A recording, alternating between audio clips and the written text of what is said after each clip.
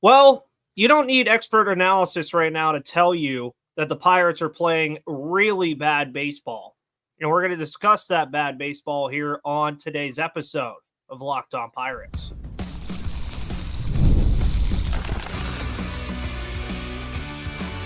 You are Locked On Pirates, your daily Pittsburgh Pirates podcast, part of the Locked On Podcast Network, your team every day.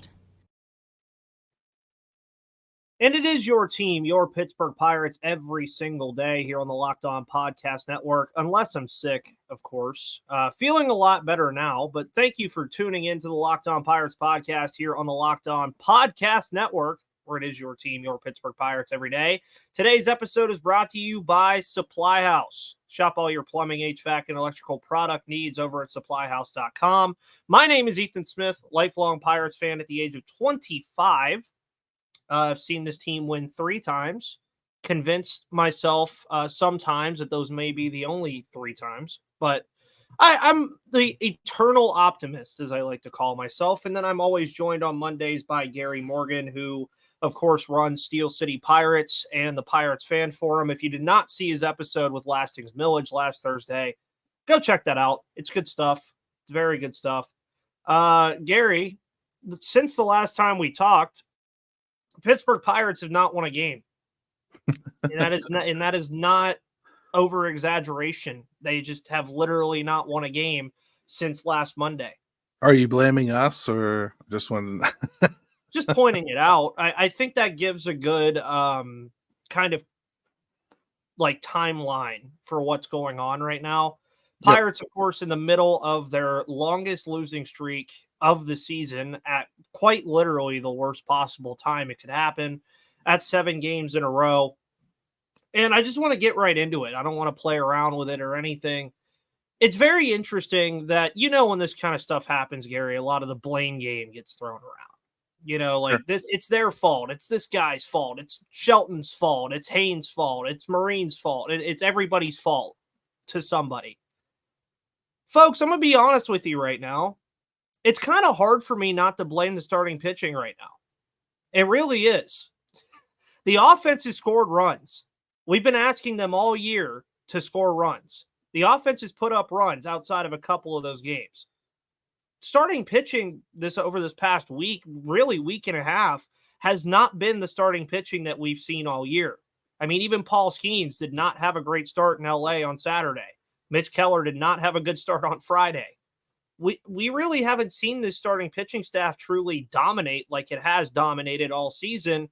And I feel like that really contributes to this a lot because we've seen the offense kind of back them up a little bit. And then the bullpen comes in. That's a whole different story. But starting pitching wise, I still think we have the confidence that they just kind of turn it around at some point, right? I don't think that the starting pitching has been solely responsible. No. I think the bullpen probably has failed them a little bit more. I mean, the starting rotation has faced 3 of the most talented offenses in the entire National League in these last few series. And it's going to continue with San Diego tonight. I mean, those teams hit, and they hit everybody. And I don't even know what else to say about it. It's hard for me to get on them. Like Paul Skeens, for instance, he gave up 4 runs. Yeah, he still had a very good start. I wouldn't go very good. Well, but it was very good. But it was okay. Yeah. It was passable. If Bailey Falter did it and your team had a chance to still win the game, you'd go, oh, you know what? Not a bad start. In fact, Bailey Falter did it yesterday, and most people went, not bad from Bailey Falter, right? Well, if it's not bad for Bailey Falter, then it's not disaster for Paul Skeens, okay? He's not going to throw a shutout every game. Justin Verlander doesn't have a 0 ERA. It's the way baseball is. Is he human though? Yeah. Did he learn some important lessons, I think, in some of these last few series? I hope so. I hope he's learned that, there's some things you can do that offenses are capable of being too talented to just let go or not make contact with. 100 miles an hour is cool, but these guys can hit 100. Like you're watching guys take Aroldis Chapman deep on 103 on the black. I mean, everyone's going to get got. It's just happened a lot recently, and it's systemic because it's the entire pitching staff. Can't rely on it. And the offense really and truly, as you said, has stepped up in this stretch against some teams that, quite frankly, should be able to pitch around them too. Yeah, I mean, you look at some of the pitchers they saw. You're looking at Tyler Glasnow yesterday. They got after him a little bit. I believe they played in the Arizona series. They did play Gallen, right? Mm-hmm. Yeah, so they played Zach. I mean, you're talking about guys like this, and this is a non-Pirates thing that I find very interesting. I kind of want to see all three of these teams that they're playing right now kind of go at it in the playoffs, because what I find very intriguing about these last couple series, all three of these teams, phenomenal teams, Diamondbacks, Dodgers, and Padres. What I find so interesting, and this is what I'll say to hosts if they're listening, your teams are not even at full strength offensively, and we're still scared of your offense. I mean, you have the Padres missing Tatis, you have the Diamondbacks missing Walker, and you have the Dodgers missing Betts. I think that's going to be those three teams, man. Those are the teams to watch, I think, like moving down the stretch. But then going back to the Pirates, too, the bullpen has obviously been the issue. Now, and I know a lot of people are probably going to grimace at this when I say this. Folks, I don't think it's outlandish to say that Aroldis Chapman has been your best reliever over the past month. Truthfully, I think he has been. I mean, you look at Colin Holderman and what's happened to him. You look at David Bednar, and we'll get into David Bednar here in a minute. And then you look at some of the other guys. I don't think really – I mean, Aroldis Chapman has been nuts. It's been him or Nicholas, one of those two. Yeah. Like, I wouldn't even be at all mad right now if they threw Nicholas in the 8th inning and Chapman in the 9th inning with how things are going right now. I would not be mad at all, truthfully. And I saw like a very funny kind of like statement that I had last week that I called this bullpen a minefield. Like, it's like that old Microsoft game where you were clicking the buttons and hoping you didn't step on one of the mines. That's kind of what's going on right now, and it all kind of stems from your closer. David Bednar, in this past week alone, had 3 save opportunities. Well, not 2 save opportunities and an opportunity to keep a game tied, and just couldn't find a way to do it. Yeah. And truthfully, I'm going to tell a lot of people, and Gary kind of alluded to this, David Bednar has had a phenomenal baseball career in his short time already. He's having a bad year. Even amidst his, 19 consecutive saves or something, he was still giving up runs. Not like he was a lights out guy that was just striking everybody out and just mowing guys down. The Pirates just had considerable leads in those games. He hasn't been David Bednar all season. Not really. And, you know, people want to know what's different because he's actually throwing the ball harder than he has been, you know. Like, he hit 100 the other day. Like, that's not David Bednar either. You know, he's usually a 97 painted at the top of the zone type. He was always about the precision of where he was putting that fastball. Well, he doesn't have that precision right now. It's not coming out of the hand the same way. The curveball, he's piping right down the middle. The splitter is ineffective. It's not getting low enough, and it doesn't have the deception because the curveball is not as deceptive as it was. There's something wrong with him. I think the Pirates caused this season with David Bednar, in all sincerity. They got cocky coming out of spring, and they thought David Bednar was so untouchable that he was going to be able to not be physically capable of pitching, and then they would just flip a switch and he would be the closer again. And he never has looked settled this entire season because of it. And he's been fighting crap the entire season, injury-wise. They would have been much better off just letting him start the season on the IL a little short and see what happens. That said, everything you're watching David Bednar do and complain about and boo-hoo about, and Holderman too, Aroldis Chapman did too earlier this season a couple times. So, like, that's when you talk about that minefield. Yeah, where do you step? Yeah, I mean, truthfully, now you have Ben Heller out there. We all know how that goes. You look at Jalen Beeks, who, quite honestly, folks, and I'll touch on this just real quick before we go into some of the decent things that are going on. Jalen Beeks has actually been pretty okay to me. Like, he's actually, when he goes in the game, I don't immediately cringe that he's in the game. Like, I'm not saying he's been like elite or anything, or that he's been like superb, but right now there definitely is that feeling that when certain guys go out there in the bullpen, you kind of just like tense up a little bit because you just don't know what's going to happen. You just really don't. And it's kind of sad because you can go back and look through these series that they've lost now against San Diego and Arizona, and you could make a real argument that they could have won both of those series if it was just the bullpen being who they've been before at times. I mean, this bullpen, Gary, never forget in February and March, we were talking about Holderman, Bednar, and Chapman being the best 1-2-3 punch in baseball in the bullpen. And it just didn't work out that way.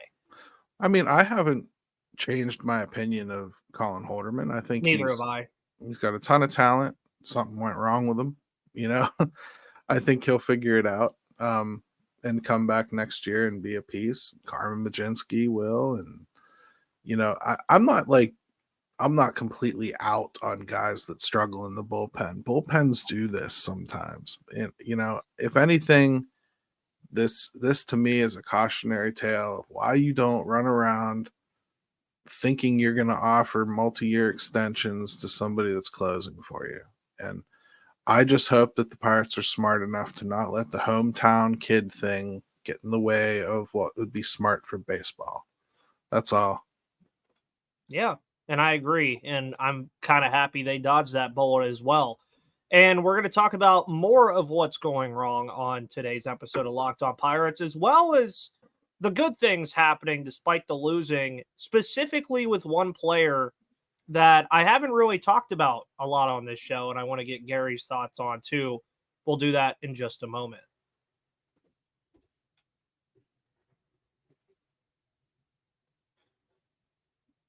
Today's episode is brought to you by Supply House. Shop Supply House for all of your plumbing, HVAC, and electrical product needs at supplyhouse.com, because their easy-to-use website is packed with helpful resources and the latest product info to help you get the job done right. Shop a complete inventory of over 200,000 parts from over 400 top brands and get your order delivered right to your door with fast shipping from coast to coast. If you need help with an order, you can get expert support and industry-leading service from the friendliest folks in the business and talk to a real person every time. Every Trademaster in the free Trademaster program gets access to a dedicated phone line, free shipping, and discounts on every order. So join the thousands of trade pros already benefiting from their free membership at supplyhouse.com/TM and order plumbing, HVAC, and electrical supplies from anywhere with just a few clicks at supplyhouse.com.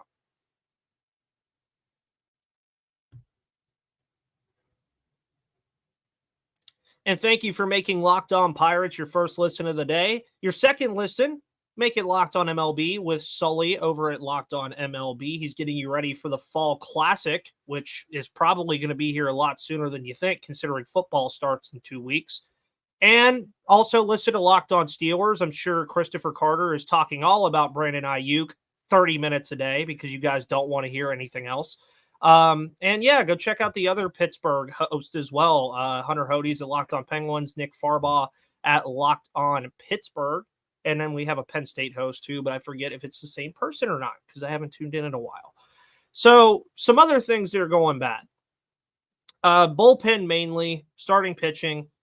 The offense has been kind of interesting, Gary, because I don't want to say that it's been like really good, but you're kind of getting contributions from where you would want them. Brian Reynolds has been doing okay. He's had kind of a slip. Andrew McCutchen had his 2 home run game yesterday, including that pimp job that he had on Anthony Bonda, mind you. I was like, oh my God, this is like a Pirates fan's dream. Kutch hitting a home run off a former Pirates pitcher. And he did it twice, mind you. I believe he hit one off Glasnow too. So Kutch making everybody's dreams come true. Isaiah Kiner-Falefa, loving what I'm seeing from him. Truthfully, the kid can hit. The guy can hit. He's not a kid anymore. But there's one player specifically that I want to talk about right now that I think has been the surprise of this season. And truthfully, even amidst everything going on that's bad, he's still been pretty good, and that's Joey Bart. I haven't talked about Joey Bart a lot on this show for whatever reason, but the catching position for the Pirates has been a mess ever since I started doing this show 4 years ago. Henry Davis was the hopeful to fix that. Obviously, I think he still can. I'm not here to tell you that I'm giving up on Henry Davis by any means, because look at Joey Bart. He's quite literally a perfect example of what can happen if you're patient with a player. And I think overall, I think he's helped that position a ton. And it says something to fans, truthfully, that when you're hitting the baseball as a catcher, he's DHing too. I mean, you can almost not afford to have his line or his bat out of the lineup right now because of how good he's been hitting the baseball at the plate. And on top of that, I think he's actually been pretty okay defensively as well at the catching position. Yeah, I mean, he leaves something to be desired, I think, with the framing. If you're one of those framing people, I don't think he does a particularly good job at it. In fact, I do think he costs his pitchers strikes here and there. Nobody we have on the roster is particularly good at throwing out runners. He's done a little better. I think he's running about 20% now for nabbing guys, which that's way better than Yasmani Grandal. He's been good. You know, he's got the pedigree to be good. So it's good to see that he's doing well. I would just caution people that think now you should be trading Henry or ND or whatever, or making permanent plans for Joey Bart to be your long-term starting catcher for the next 7 years or whatever. It's been 150 at bats, a little bit over 150 at bats that he's done this. And it's been incredible 150 at bats, but he's never done this even in the minor leagues ever. Yeah. So either something really, really clicked for him, or it really was the Buster Posey pressure, or he's on a real heater right now. And I don't think you make long-term decisions on a guy on a heater. He'll be back next year. They're going to give him arbitration. They'll have him in camp. He'll go in probably as the incumbent starting catcher. But keep your pants on, because this guy has never hit anywhere close to this. Well, and I think it's funny that you brought up making long-term decisions on a heater. Just to give you kind of an example of what Gary's saying there, if we were giving out long-term extensions based on heaters, Jared Triolo would have been extended for 10 years last year. I mean, truthfully. As long as they didn't have access to BABIP. Yeah. Yeah. Right. Yeah. If the BABIP statistic did not exist, Jared Triolo would have probably got MVP votes last year. But Joey Bart again, and I also find this interesting too. And you've said this a lot on the show, as I see people all the time discuss Endy and Henry and, you know, what's going on with those guys. It's their spot. And I always say this all the time, especially with Endy Rodriguez. I hear people talk about, I can't wait to get him back next year. Folks, what has he done to cause excitement to have him back? I mean, I get being excited that he's coming back next year because you would like to see that jump happen from him. But I don't understand some people who say he's just going to be right in the lineup. Endy Rodriguez. He's going to be right there somewhere. He could be a catcher. He could be a first baseman. He could be a right fielder or second baseman. I'm like, yeah, this is great. But he's going to have, if you're saying all these other positions, he's going to have to outplay Nick Gonzalez, Termar Johnson at some point. He's going to have to outplay Brian De La Cruz. He's going to have to outplay a lot of guys if you think that he's going to be able to move around. And truthfully, so far, I haven't seen that.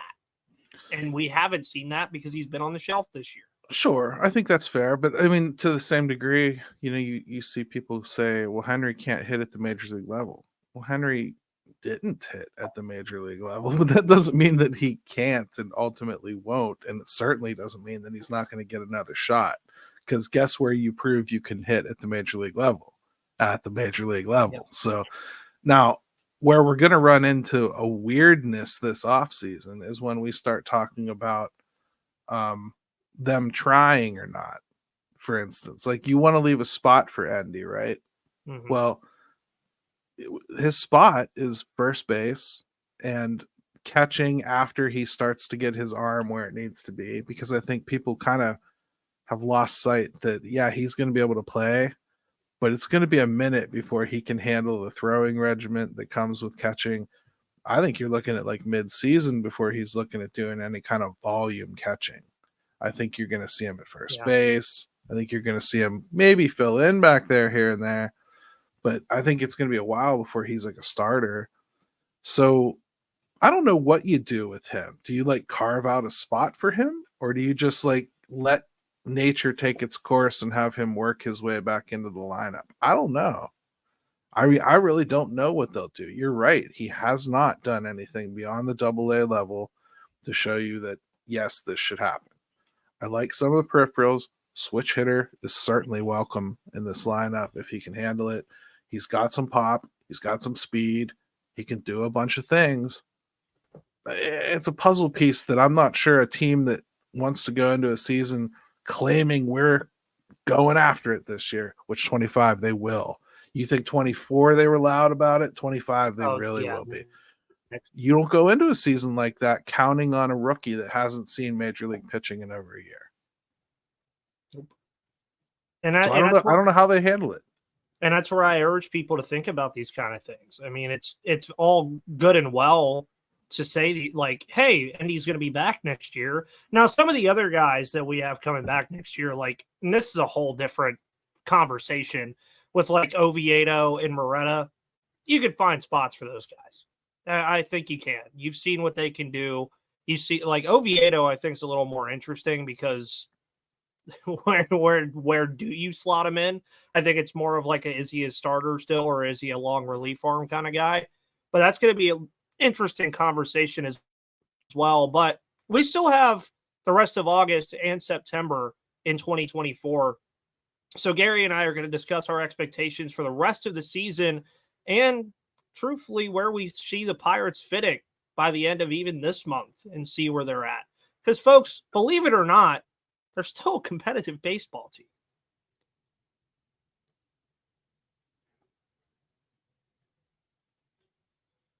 Today's episode is brought to you by Ibotta. Download the free Ibotta app to start earning cash back and use code LOCKEDONMLB because Ibotta is a free app that lets you earn cash back every time you shop.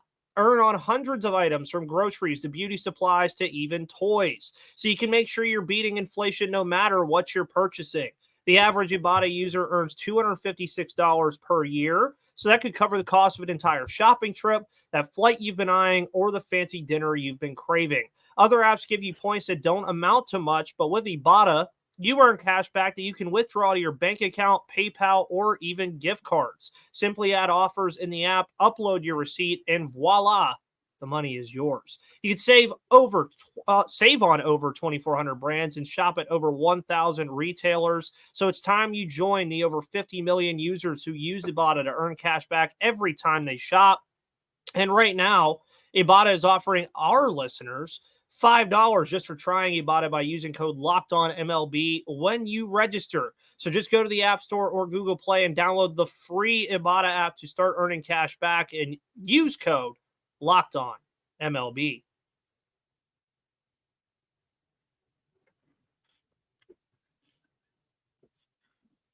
Today's episode is also brought to you by FanDuel. Make sure you go to FanDuel.com right now because summer is still here and obviously it's heating up. So FanDuel is hooking up all customers with a boost or a bonus on a daily basis. That's right. There's something for everyone every day all summer long. You could have bet on the Olympic Games that just wrapped up. Shout out to Team USA and everything they did at the Olympic Games. You have football coming up. You can even bet on preseason football if it suits your fancy. And of course, baseball is still here. If you think the Pirates can end their losing streak against the Padres tonight and you feel confident about that, then go bet that on FanDuel. So head over to FanDuel.com and start making the most of your summer because FanDuel is an official sports betting partner of Major League Baseball and an official sponsor of the Locked On Podcast Network.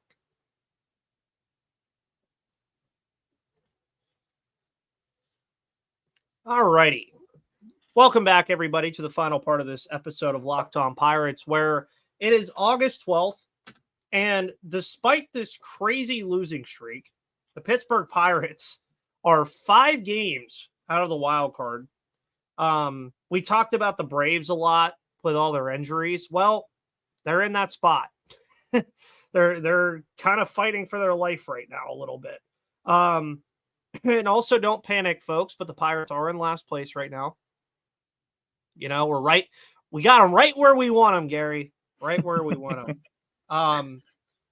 But, you know, obviously in the National League, 1-9 over their last 10, worst stretch, or easily the worst stretch in the National League. 7-game losing streak, the longest in the National League, probably the longest in baseball. Yes, it is, because the White Sox finally won a game again. What are your expectations for the rest of this year? I mean, truthfully, have they changed? Have they stayed the same? Have they diminished? Where are they sitting at for you?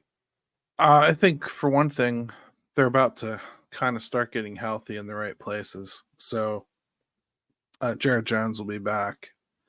Looks like Nick Gonzalez is going to be back. Looks like Ryan Baracki is going to be back. That'll be a big punch in the arm. They really need that. Carmen Majinski is getting close as well. So I like some of those injuries to kind of like clear up some things for them a little bit. Make their roster a little stronger.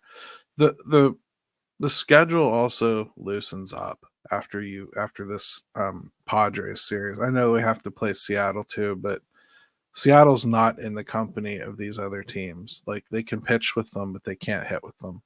So I think they have a good chance to kind of right the ship after this Padres series. I have them winning 84 games this year, Ethan. I'm sticking with it. I think they're going to pull it off. I think that the schedule loosens up enough that they're going to gel a little bit and start looking better as we head down the stretch. I think they'll finish stronger than they are looking right now, and I think they'll get that losing season monkey off their back, not unlike they did back in like 2012 when we actually appreciated such a thing. Yeah. And you speak about the schedule loosening up too. And one thing I want to kind of bring up to people as well is for the remainder of August, after this Padres series, they only have 5 road games for the remainder of this month. You have Seattle at home, Texas on the road, Cincinnati and Chicago at home, which I think is going to be a massive stretch of games. And if they can go into that and, like you said, kind of bounce back, folks, they go in there and beat Cincinnati and Chicago at home 4 out of 6 or 5 out of 6 or 5 out of 7, sorry. They're right back in it. I mean, and that's the thing that's very insane about this NL wildcard race this year is I understand why people are losing hope. I get being frustrated. It is frustrating. We don't want to, especially when they're on the West Coast, we don't want to stay up until 12 o'clock at night just to watch them lose and blow a lead in the 9th inning against these teams. You don't want to see your team lose 7 games in a row. But at the end of the day, they put themselves in a good enough spot at the trade deadline and even a little bit after it, because let's not forget they actually came out of the deadline playing pretty good baseball, to where when you have a 7-game losing streak and now you're only 5 games under and 5 games back of the wild card, if you can find a way to flip the script and just get back to 500, that's all you really got to do to get back into this. And it's a team that is capable of doing it. We know they're capable of doing it because I think the difference that we're seeing this year versus previous years is we've seen it. Like, we've actually been able to turn our TV on or go to a game and see this team play with anybody. Because even going into this Padres series, Gary, I still agree with the sentiment that you told me last week. Going into every series, I think they can win. I think they should think that. I think that's the kind of team they have built right now. They really should be able to compete. The problem is you're never going to be able to compete when you hand it to the horses you trust and they fail to pull the carriage.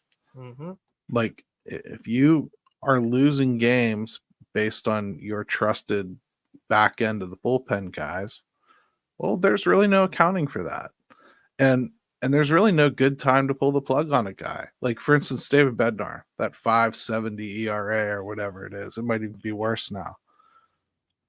there's no excusing that on August 12th. I know he started out rough, but he had a lot of time to have it go back down too. It didn't. So there's an argument to be made that they've stuck with him out of loyalty and screwed themselves a little bit. That said, who would I have besides Chapman? And again, Chapman's done it too a couple times this year. His ERA is not pretty either.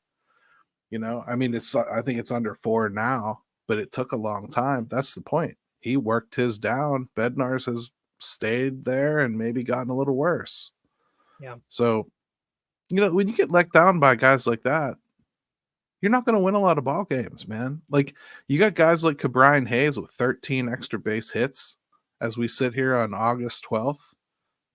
You're not going to win a lot of games when your third baseman's doing that. There's certain critical things that aren't going to get fixed this year, but that doesn't mean that they can't achieve some goal. And I think, to me, let's have a winning season. Let's get over 500. Let's cross that juncture. That's what I'm rooting for. You want to continue to hold on to the playoffs? Fine. It's not like they're gone. I want the team to do that. Just as a fan, there's too many teams to jump, if you ask me. So I'm looking for a 500 plus season now. Well, and I think that's a perfect benchmark for this team too, because then if you go into 2025 and say, hey, we want to win this year, you can look at 2024 and say, hey, you guys already did it once. Just improve by, let's say they do get to 80. Let's say they even get to 82 wins, 82 and 80. Some people might shun at that, but then all you really have to tell me is that the team has to improve by maybe 4 games.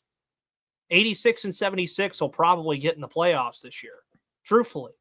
So if they can find a way to even just get to 82 wins, I think that's a perfect benchmark for this team, because then all you're expecting is really the difference in one series at that point.